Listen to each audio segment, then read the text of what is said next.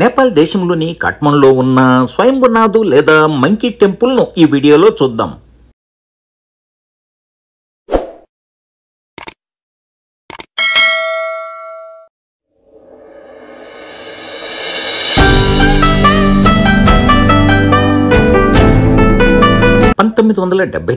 UNESCO world heritage site గా గుర్తింపబడిన స్వయంభునాథ్ లేదా monkey temple Buddha park నుండి 0.5 కిలోమీటర్ల దూరంలోనే కొండపైన ఉంటుంది.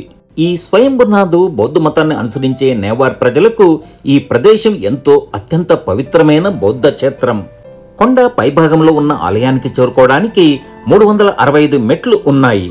స్వయంభూ పురాణం ప్రకారం కాఠ్మండులోయ మొత్తం ఒక పెద్ద సరస్సు ఉండేది. అందులో ఒక కమలం తనను తాను సృష్టించుకొని పెరిగింది కాబట్టే దీనికి స్వయంభూ అని పేరు వచ్చింది. ఈ ఆలయాన్ని మంకీ టెంపుల్ అని కూడా పిలుస్తారు. ఈ దేవాలయం పరిసర ప్రాంతాల్లో ఎక్కడ చూసినా కోతులు ఉంటాయి. దీనికి కూడా ఒక కథ ప్రచారంలో ఉన్నది. ఇక్కడ కోతులను ప్రజలు పవిత్ర జంతువుగా భావిస్తారు. స్వయంభునాథ్ ఆలయం ప్రాచీనమైన సాంస్కృతిక సాంప్రదాయ బౌద్ధ ప్రదేశాలలో ఒకటి. గోపాల రాజవంశం ప్రకారం స్వయంభునాథ్ ఆలయం మనదేవర రాజు కాలంలో రాజు విర్షపదేవ పాలనలో 5వ శతాబ్దం ప్రారంభంలో నిర్మించబడిందని అంటారు.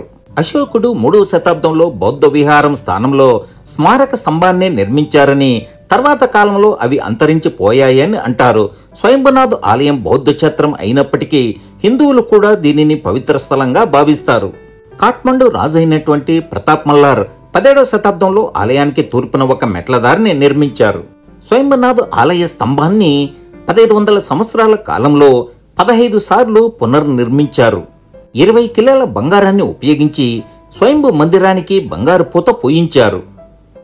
పవిత్రమైన స్వయంభునాథ్ లేదా మంకీ టెంపుల్ గా పిలువబడే ఈ ఆలయాన్ని సందర్శించడానికి దేశ విదేశాల నుండి ప్రతిరోజు వేల సంఖ్యలో భక్తులు సందర్శకులు వస్తుంటారు.